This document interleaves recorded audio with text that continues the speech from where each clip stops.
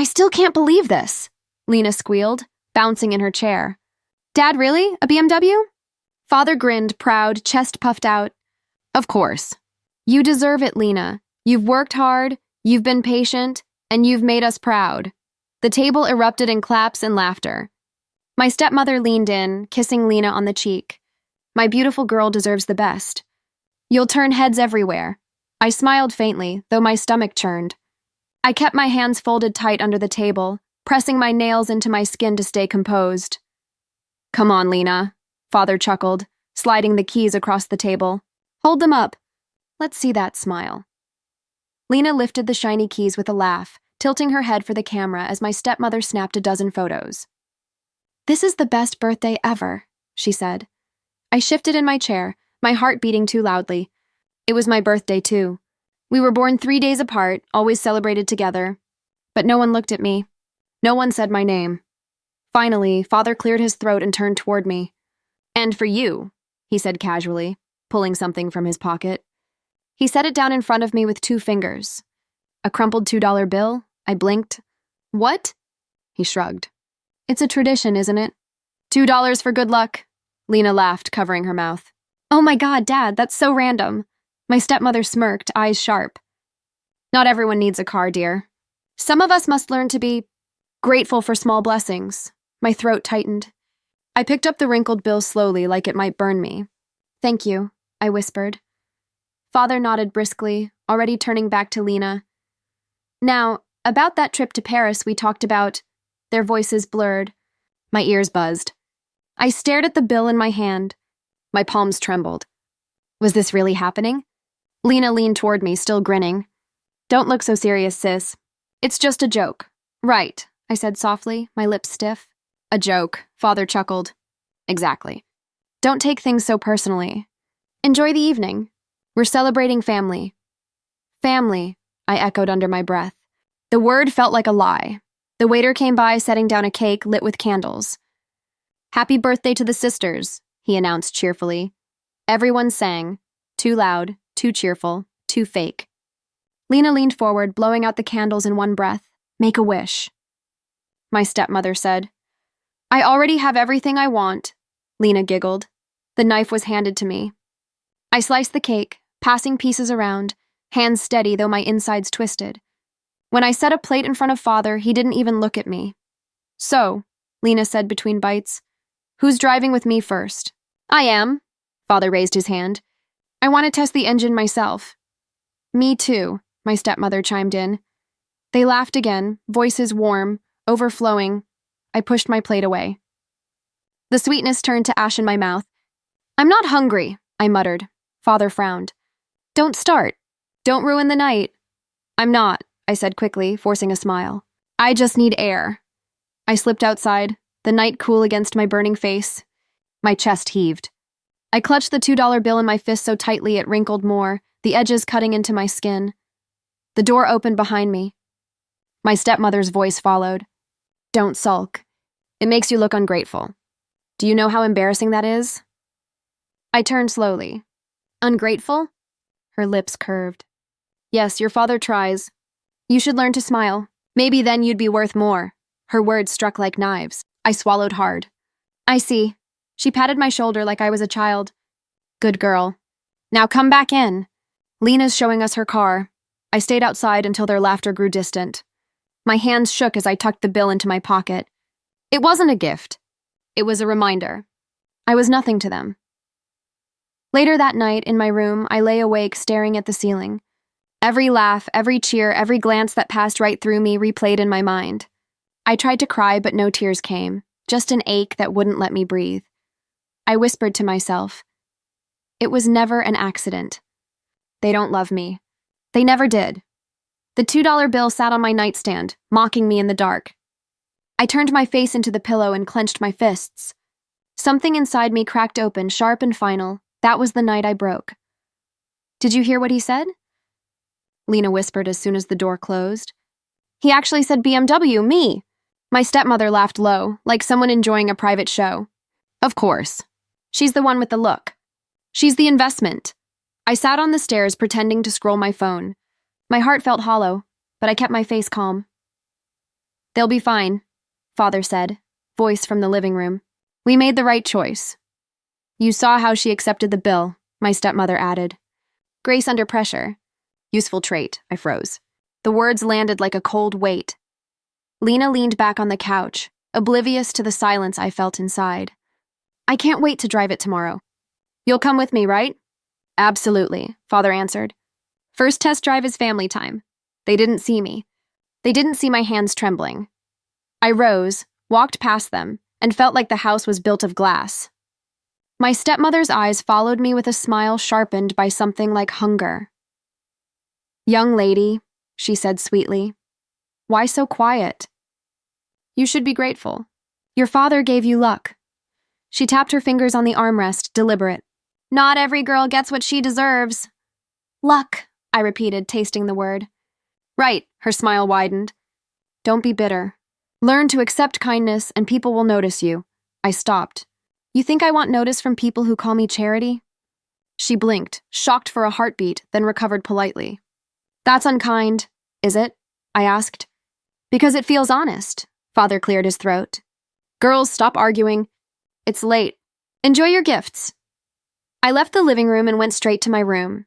The $2 bill sat on my dresser under the lamp's thin light. I picked it up with both hands, careful like it was a relic. Maya's text buzzed, bright and absurd. Are you coming out later? Coffee? I thumbed a reply with a laugh I didn't feel. Maybe. I'm tired. I sank onto my bed and stared at the ceiling.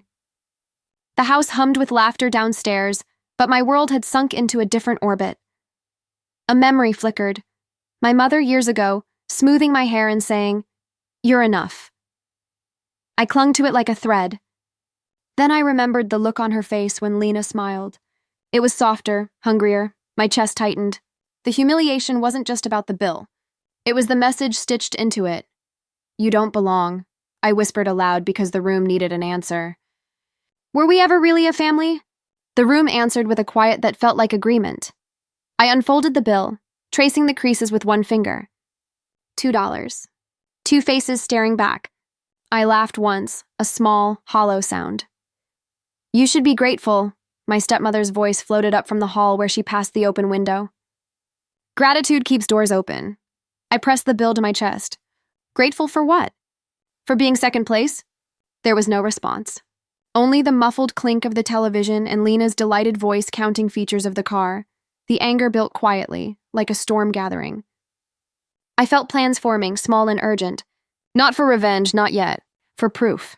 Proof that I could exist without them. I stood and moved to the window, watching the streetlights like distant stars. My reflection looked stranger to me than the houses across the road. My phone buzzed again. This time it was a picture from Lena, her smiling with the keys, captioned, "Best gift ever, tag us." I wanted to smash the phone. Instead, I sent a reply I'd rehearsed in my head a dozen times. Congrats. 3 dots appeared and then disappeared. No reply. I folded the $2 bill and tucked it into the pocket of my jeans. It felt heavier now, loaded with meaning. I whispered a promise to the empty room. I won't wait to be chosen. Sleep didn't come easily. I rolled the words over in my mind until exhaustion took me. When I finally drifted, the last thought was a quiet, fierce resolve that this was not the end. Tomorrow I will start planning, step by small step, until I cannot be ignored anymore. I zipped my small bag with shaky hands. Clothes, toothbrush, charger. That was it. I stared at the $2 bill on my desk for a long second before sliding it into the side pocket. Proof, not gift. The house was silent. Even the clock ticked softer, like it didn't want to be caught. Am I really doing this? I whispered to myself. My phone buzzed once in my palm. Maya's message lit the screen. Are you okay? I typed back quickly. I'm leaving tonight. Her reply came fast. Leaving where? I swallowed. I don't know yet. Just away, another bubble appeared. Come here, don't be stupid. You can't just vanish at 2 a.m. I can, I typed. I have to. I pressed send and stared at the screen until her typing dots danced again. Then at least call me when you're out. Please. I nodded to no one. Okay. The staircase creaked under my feet. I froze. Nothing stirred. My stepmother's faint snore floated from the bedroom. Father's heavy breathing. Lena's phone buzzing faintly from her room. At the door, I whispered goodbye, though no one could hear me, and slipped outside. The night air slapped me awake. Cold, real, terrifying. My phone vibrated again. I answered in a whisper. Maya, where are you? Her voice hissed. Tell me you're not actually outside. I'm standing in the driveway, I admitted. With a bag and no plan. Oh my God, she groaned. You're insane. What if they wake up and see you? I already blocked them. My thumb trembled as I scrolled through my contacts. One by one, I hit block. Father, stepmother, Lena, even the family group chat. Gone. The final tap felt like cutting a rope. I exhaled shakily. I did it. They can't reach me anymore. There was a pause on the line. You sound scared, Maya said softly. I am, I whispered. But I'd be more scared if I stayed. Her voice steadied. Then come here. Don't wander. Just get in a cab and come. I don't have money. I'll pay. Just get in the car and give the driver my address. I'll cover it when you arrive, I laughed weakly. You always sound like my mother when you're serious. Someone has to, she snapped. Now move, right now. I walked down the street, sneakers crunching against gravel. Every step felt like leaving a piece of myself behind. Talk to me, Maya urged. Tell me what you're thinking. I hesitated. I'm thinking they won't even notice until morning. And when they do, they'll just call me dramatic. Then let them, she said. They don't get to decide who you are, I bit my lip.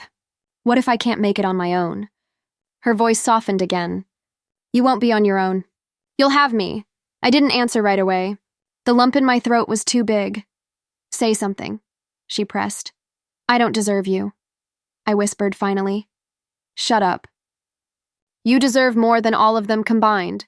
The street stretched ahead, long and empty. A single cab light glowed in the distance. I waved frantically until it slowed. Found one, I murmured. Good, don't hang up. The driver rolled down his window. Where to? I hesitated, then handed him my phone. Here, she'll tell you. Maya's voice spilled through the speaker. Take her to this address. I'll pay when you get here. The driver nodded. Got it. I slid into the back seat, hugging my bag to my chest. The cab pulled away from the house. I twisted around for one last look. The windows glowed faintly, holding shadows of laughter and favoritism I would never belong to again. I'm really gone, I whispered into the phone. Yes, Maya said. And you're not going back. The streetlight streaked past like brief flames. My fear pulsed with every heartbeat, but beneath it, something stronger pushed forward. Maya? Yeah? What if they hate me forever? They already treated you like you didn't exist. Let them hate. It won't matter anymore, I closed my eyes. The cab hummed beneath me, steady, alive. I feel like I can breathe, I admitted. And it's terrifying. That's freedom, she replied simply. It feels wrong at first. Then it feels like oxygen. Silence settled for a moment, broken only by the hum of tires on asphalt. You're safe now, Maya whispered. I touched the folded bill in my pocket. Proof of where I came from. Proof of what I'd left behind. Safe, I repeated, though my voice cracked, for the first time. Stay as long as you need, Maya said, pressing a mug into my hands. You're safe here. For how long? I asked, hugging the warmth. A week, a month? Until I stop feeling hollow? Until you stop saying that, she said. Until you sleep without waking up. I forced a smile. Sounds permanent. We'll start small, Maya said. Cafe shift today. You can learn. What if I mess up? I whispered. Everyone messes up, she said. That's how you learn. The cafe smelled of coffee and buttered croissants. The manager, a woman with quick eyes, looked me over. We need someone reliable. Can you work noon to 5? I can, I said. Good. Training first. You'll take orders, learn the register, then move to the machine. Maya stayed beside me the first hour. Don't be afraid to ask, she told me. People are nicer than they look. Do they know how to be? I muttered. Some do, she said. Some will surprise you. The day moved fast. Names on cups, foam patterns, clink of coins. I smiled when customers spoke, asked for here or to go, and learned to steam milk without watching my hands. Dialogue became my armor. A man in a gray coat, a regular, said softly, You have a kind face. Thanks, I said. I try. When the rush eased, Maya touched my arm. How are you holding up? I told them I was fine, I admitted. But I lied. Of course you did, she said. You don't have to lie to me. I left home, I said. I left with a bag and $2 and no plan. You left with courage, Maya corrected. And some stubbornness. What if I can't pay rent? The question felt heavy. Then we'll look for something cheaper, she said. Or I cover you for a bit? You won't go back because of fear. Her confidence was steady like a pulse. I held on to it. At the end of my first week, my feet were tired and my smile practiced. I found satisfaction in small things. Counting tips, buying an extra sandwich, paying Maya back a little. Each tiny act felt like a step away from their voice. Do you miss them? Maya asked one evening as we folded napkins. Sometimes, I said. Not the house. Not the hurt. I miss being told I matter. Being told isn't the same as being seen, Maya said. They told you things, gifts, speeches, applause. But seeing takes work. I want them to see me and be surprised, I admitted. To realize they were wrong. Maybe they will, she said. Or maybe they won't. Either way, you won't be waiting. That night, I lay on the couch, hands tucked under my head, and stared at the ceiling. Memories drifted over me, the table, the keys, the $2 bill sliding across the table like an insult. I keep playing the moment, I told Maya, like a recording I can't stop. Then erase it, she said. Record something new, such as learning to make the perfect latte, she said, or saving for a small trip.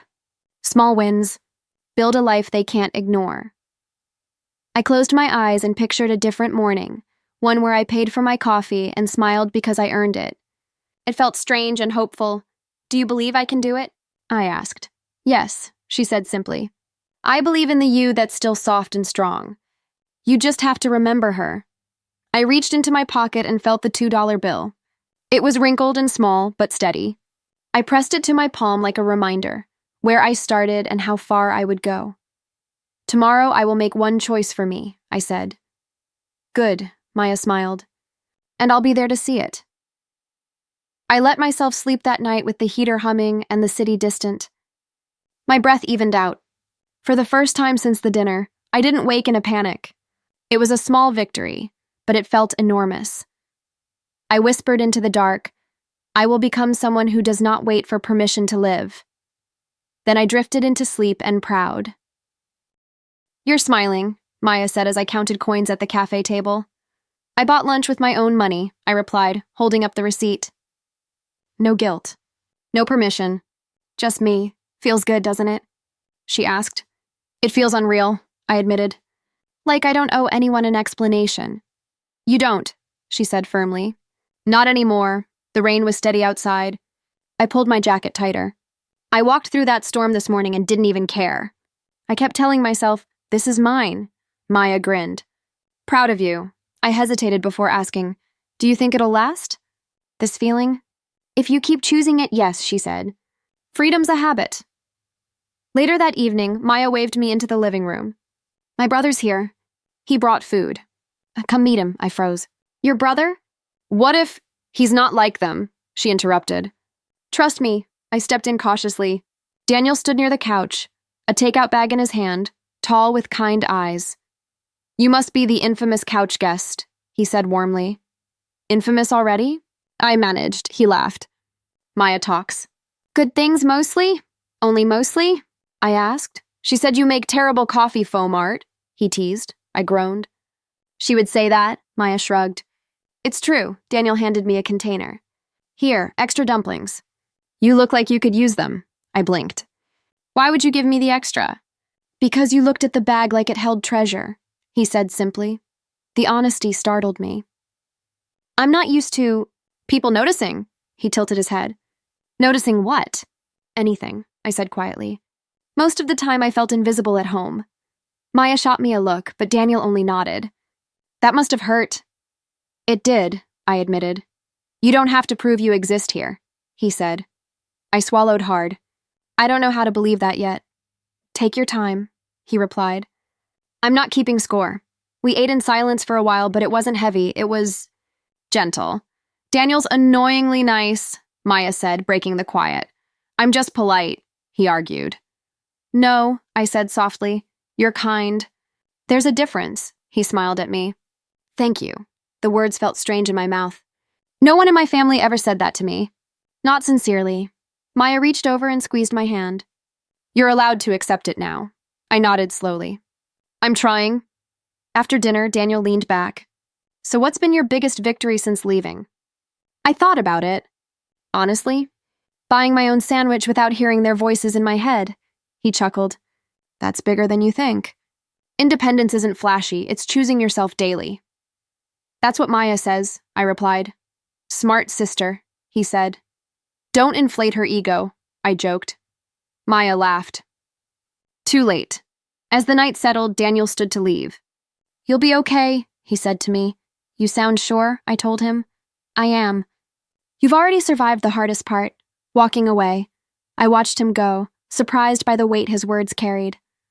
When the door closed, Maya turned to me. Well, he's different, I said. Told you, she grinned. But I don't know if I can trust it, I admitted. I don't know how to trust kindness without waiting for the sting after. Then let it surprise you, she suggested. I lay on the couch later, dumpling box on the table, rain still tapping against the window.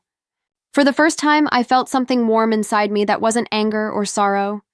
It was small, fragile, but real. I whispered to myself, maybe freedom isn't just leaving. Maybe it's letting myself believe I deserve better. And with that thought, I closed my eyes, still tasting hope on my tongue. I was wiping down the cafe counter when I heard Maya's voice from the back room, sharp and low. No, I'm serious. The deal collapsed. He's losing partners. I froze, cloth in hand, listening harder. Investors are pulling out. There's talk of fraud. No, not proven, but the whispers are loud. My chest tightened. She was talking about my father. I walked in quietly. Maya, who's on the phone? She ended the call quickly. You weren't supposed to hear that. I heard enough, I said.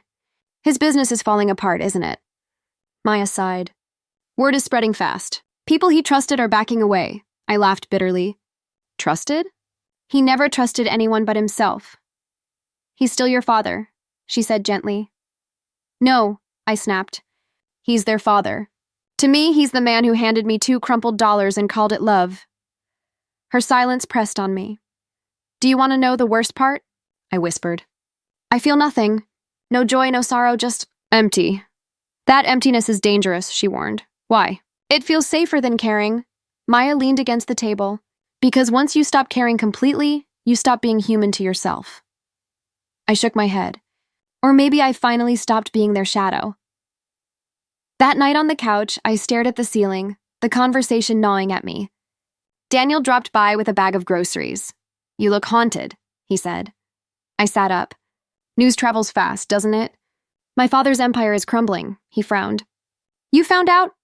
Maya told me. Or maybe she didn't mean to, but I know. He set the bag down. How do you feel? I don't, I replied. That's an answer too. Shouldn't I be angry? Or satisfied? Or something? Maybe not, he said calmly. Maybe you're beyond their grip. Or maybe I'm just hollow, I muttered. Daniel studied me. What do you want to feel? I laughed harshly. I want to feel free. But hearing about their downfall makes me wonder if freedom means watching them burn from the outside. And does it? He asked. I shook my head slowly. I don't know. Maya came in then, her tone careful. You don't have to define it now. You're allowed to just be, but they're suffering, I said.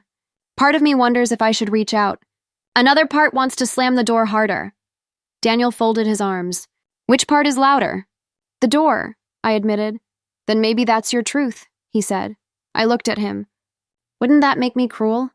No, he said firmly. It makes you human. They made choices. You're making yours, Maya added softly. You gave them everything once. They gave you nothing back. That balance was broken long ago. I exhaled, tension spilling out with the breath. It feels twisted to find peace in their chaos. Twisted, Daniel said, or finally fair. The words hit me like a spark. Fair, I whispered. All my life, they lived in abundance while I starved in silence. Maybe this is balance. Maya reached for my hand. If you need to laugh, laugh. If you need to cry, cry.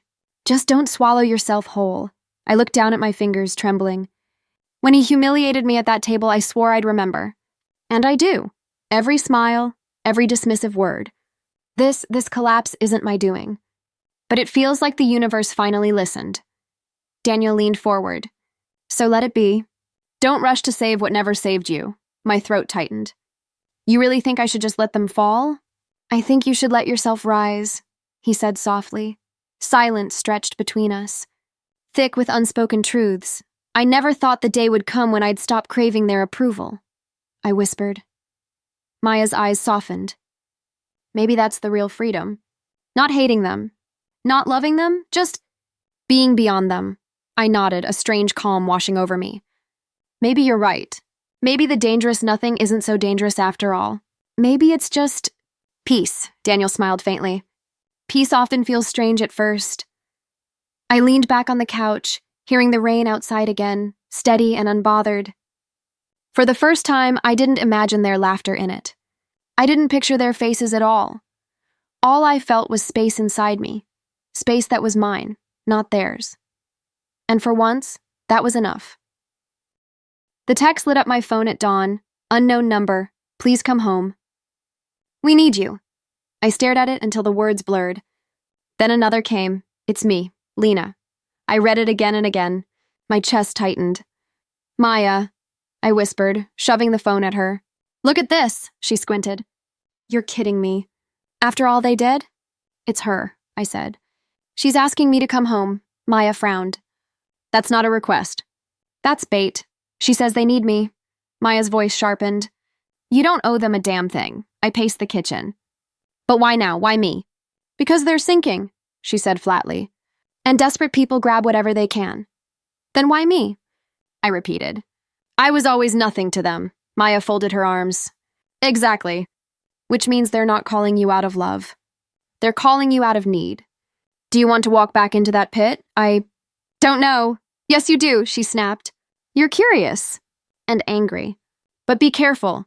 Curiosity cuts deeper than anger. Her words clung to me as I boarded the bus. The city outside blurred while my mind replayed every cruel laugh, every cold glance. When I stepped through the gates of my childhood home, the silence struck first. The house that once rang with fake laughter now echoed with emptiness. Lena opened the door. Her face was pale, eyes swollen. You came. I stepped inside slowly. I shouldn't have. She grabbed my wrist. Please, don't leave yet. The living room looked like a battlefield. Papers scattered across the floor, voices clashing. My father sat slumped, hair grayer than I remembered. My stepmother wrung her hands like a desperate widow. Then I saw him, Uncle Richard. Always smug at family dinners, always ignoring me like I was invisible. Now he rushed forward, arms wide. Niece! He exclaimed as if the word wasn't foreign on his tongue. How wonderful you're here. We were just saying how valuable you've become. I stared at him. You've never said that in your life, he chuckled nervously. Circumstances change. Or people do, I replied coldly. My father's voice cracked. Sit down, please. I didn't sit. Why did you call me? He looked at Lena, then back at me.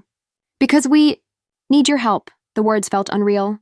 This man, who once humiliated me with $2, now begging. Help? I repeated. From me? Yes, he said, pride swallowed. Everything is falling apart. I made mistakes. I trusted the wrong people. But I cut him off. But me what? I'm not your savior. Lena's eyes welled up. Please don't talk like that. We're family. Family? My laugh was sharp. You called it family when you excluded me, when you mocked me, when you broke me. My stepmother finally spoke. You're being cruel. We're all suffering. Cruel? I stepped closer. Cruel was watching you smile while I disappeared. Cruel was watching you hand Lena a BMW while I held $2 crumpled dollars. No one spoke. The air was heavy with shame, or maybe just fear. Uncle Richard cleared his throat. Surely we can put the past aside. Your father's company is under attack. If you lend your support, my support, I repeated. I barely have enough for rent. What could I possibly offer? Connections, he said smoothly. People are listening to your story. Sympathy could turn tides, I glared. So that's it. You don't want me. You want my survival to clean your mess. My father finally stood, shoulders sagging. Please, I was wrong. About so much. I need you now. The begging should have satisfied me, but all I felt was clarity. You need me because you lost everything, I said. Not because you love me. Not because you see me. Only because you're drowning. His lips trembled. Daughter, no, I snapped. Don't use that word. You gave it away when you gave me $2 and called it enough, Lena sobbed. Don't leave us like this. I can't watch everything fall apart. I looked at her, softer for a moment. You never saw it when I fell apart. The silence was deafening. I turned toward the door. Uncle Richard called after me. You'll regret this. I looked back once. No, for the first time I won't. I stepped out into the cold night, their desperate voices fading behind me. For the first time, I didn't feel like the abandoned one. They were. Maya looked at me across the cafe table. So, did you go? I nodded slowly. I went. I saw everything. Her eyes searched mine. And, they begged, I whispered. My father, on his knees, asking for help. Maya's jaw tightened. And what did you do? I walked out. She leaned forward. Good. I thought I'd feel guilty, I said. But I didn't. I felt free. Daniel joined us, sliding into the booth. So it's true. You left them with nothing. Yes, he studied me. No screaming? No revenge speech? None, I said firmly.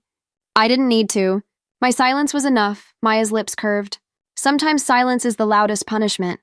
I stared at my hands. They expected me to save them. They thought I'd fold the way I always did. But I didn't. I walked away. Daniel tilted his head. Do you think they'll survive without you? Maybe, maybe not. But it doesn't matter.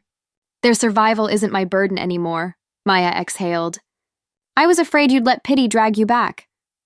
I almost did, I admitted. When I saw Lena cry, I almost stayed.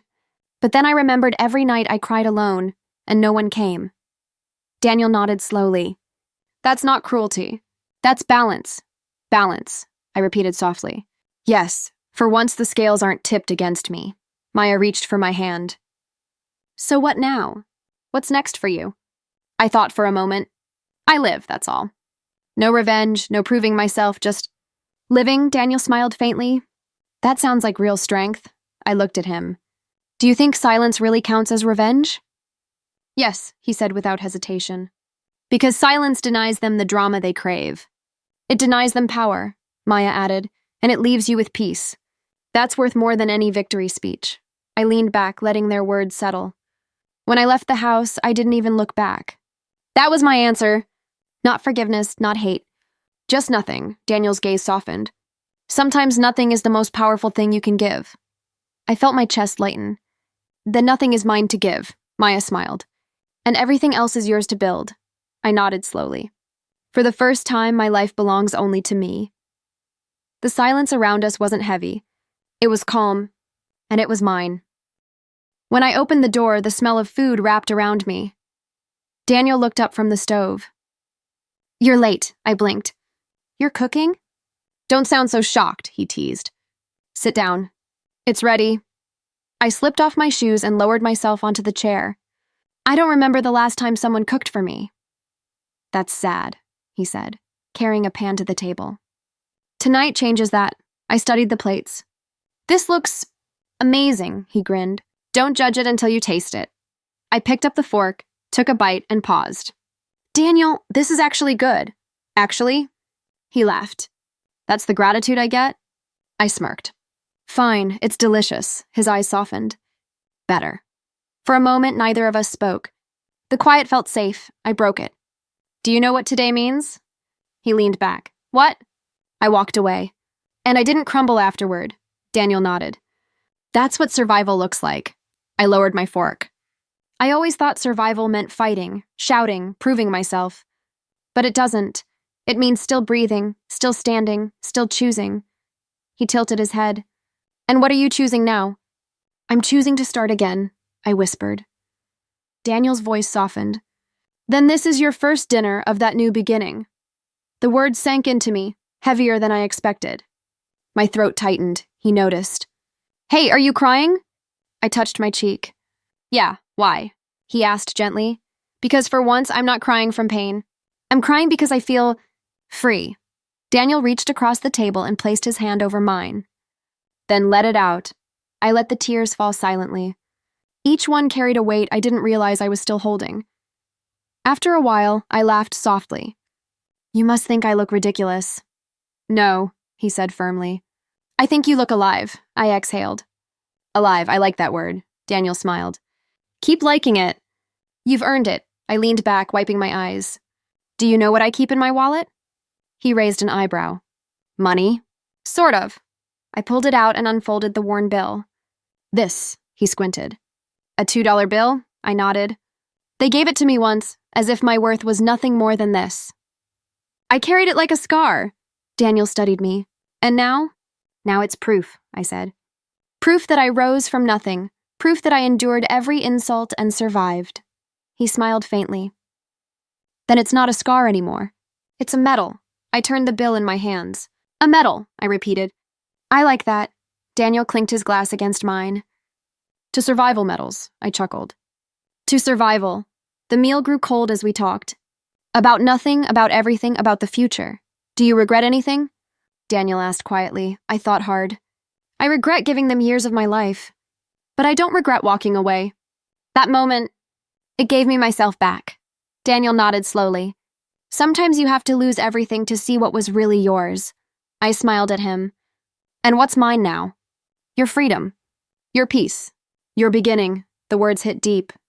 For the first time, I believed them. I whispered. Then I won.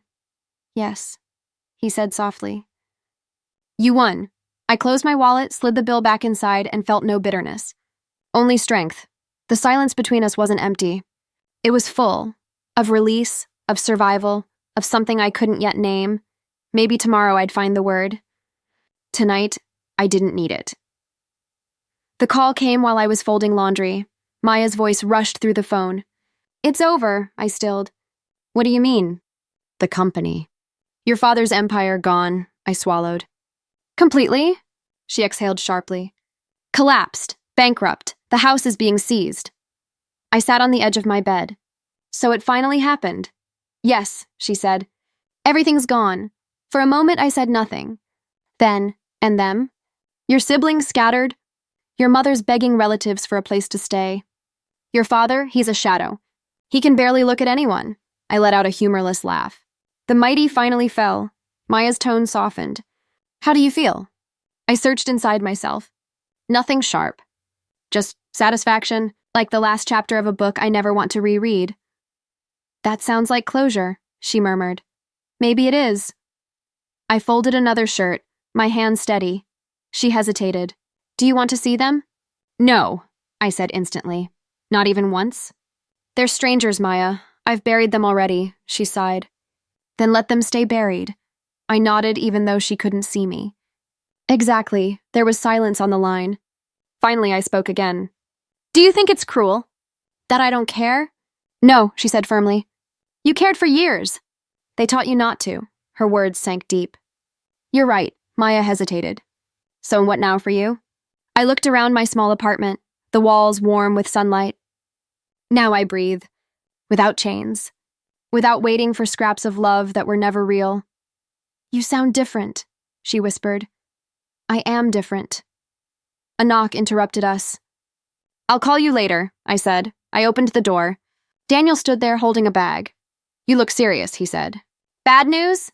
Not bad, just final. He raised an eyebrow. Tell me. My father's company collapsed. They lost everything. Daniel set the bag down. And you? I'm still here, I said quietly. And that's enough. He studied me. Does it hurt? I shook my head. It doesn't. Not anymore. Daniel smiled faintly.